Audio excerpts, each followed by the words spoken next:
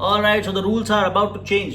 सभी ने बेसिकली एक पूरी कम्युनिटी बिठाई थी एंड उन्होंने अभी एक प्रपोजल किया है कि ये चेंजेस होने चाहिए in options trading, and because of that we are here in this video to know what changes government is planning to take, the SEBI is planning to take basically, and उसकी वजह से as a retail trader how it will affect us. So you can watch this video on 1.5x or 1.25x just to understand the summary and how it will change your perspective towards the markets and क्या हो रहा था उसके पीछे का समझने का try करेंगे. तो बेसिकली रिटेल पार्टिसिपेशन काफी ज्यादा बढ़ गया है 2020 के क्रैश से, after the covid crash, and काफी ज्यादा exposure as a retail traders लेने लग गए because of the social media and everything. तो उसकी वजह से many people lost loads of money into the options trading, right, because काफी लोग उसको गैम्बल कर रहे थे rather than the hedging the markets and everything. तो उसकी वजह से ये रूल अभी निकला है या फिर निकलेगा in coming time. Let's see how the market moves and उसमें से कौन से अच्छे पॉइंट्स है और कौन से खराब पॉइंट्स है ये भी हम लोग बात करेंगे.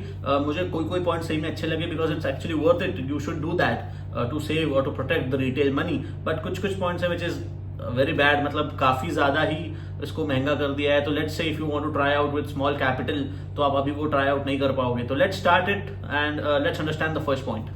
Alright, so the first point we have is they are reducing the strike prices. Let's say अभी जो strike price होते थे अलग अलग लेवल्स पे उसको रिड्यूस किए जाएंगे. मतलब पहले 100 रुपए का गैप था इन bank Nifty, 44,100, 44,200, 44,300. Now they'll reduce the strike price. They'll keep 44,500, 42,500, something like that. I don't know exactly कितना डिफरेंस रखेंगे, बट पहले 100 रुपीज का डिफरेंस होता है Nifty bank I am talking about, and अभी उसको चेंज करके बेसिकली थोड़ा सा डिस्टेंस बढ़ा देंगे जिसकी वजह से काफी रैंडम जो स्ट्राइक प्राइस में लोग परचेज करते हैं उसको बेसिकली परचेज करने का मौका नहीं मिलेगा and they have to purchase whatever the strike prices are available. Second point is basically they will take the upfront margin for option buying. तो पहले ऑप्शन बाइंग में कैसा होता था, specially on the expiry day, zero to hero trades काफी ज्यादा चलते हैं आजकल. People use to buy this 1 rupee premium, 2 rupee premium, और अगर वो बहुत ज्यादा बढ़ जाए 200-300 रुपए हो जाए तो उसको फिर सेल करते हैं, काफी अच्छा प्रॉफिट्स हमें देखने मिलता है. It's lucrative thing but it's not gonna happen, right. बहुत बार ऐसा होगा कि आप बहुत सारे पैसे लूज कर जाओगे वो मार्केट कंडीशंस में, and because of that upfront margin in option buying आपको पे करना पड़ेगा. पहले आपको अगर आपके पास 250 रुपए भी होते तो आप 1 रुपी वाला प्रीमियम ले सकते थे, वो वाला आप ऑप्शंस का कॉल या पुट उठा सकते हो, बट अभी आपको अपफ्रंट प्रीमियम पे करना पड़ेगा for option buying as well.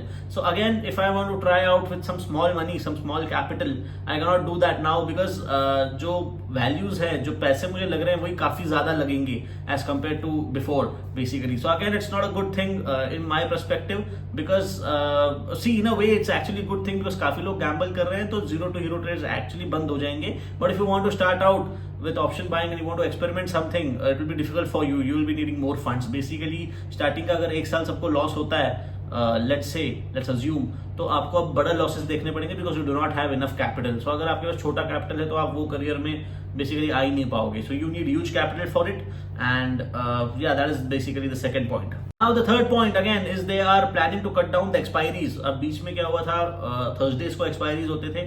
Now they shifted this Nifty Bank and Nifty expiries on Wednesday and Thursday. अब हर रोज एक एक्सपायरी होती है, मंडे ट्यूसडे हर रोज एक एक्सपायरी है. सो बेसिकली पहले उन्होंने प्रपोजल लाया कि एक्सपायरी इंक्रीज कर दो because of the retail participation उससे ज्यादा बढ़ेगा, ऑब्वियसली लिक्विडिटी ज्यादा होगी. बट अभी they think it's not a good idea to basically have expiries on every day of the week.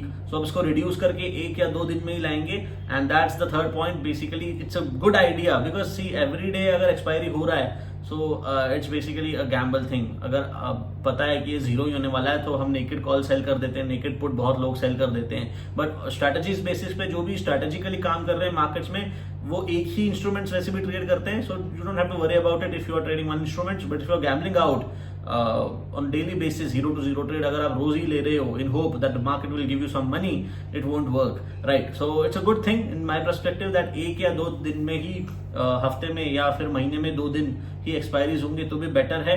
एक टाइम जोन मिलता है to trade in the markets. Premiums भी थोड़े से अच्छे लेवल पे मिल जाएंगे बिकॉज वीकली प्रीमियम्स में अगर ऑप्शंस ही नहीं बचेंगे तो लोग 15 डेज 20 डेज वाला प्रीमियम ही अफोर्ड कर पाएंगे. बेसिकली गैप नहीं बचेगा. सो एक्सपायरी रोज नहीं होनी चाहिए एंड एक एक्सचेंज एक ही एक्सपायरी या तो निफ्टी या तो बैंक निफ्टी की 1 वीक में हो सकती है. This is the proposal. Let's see how SEBI move forward with it. Budget के बाद आपको पता लग जाएगा.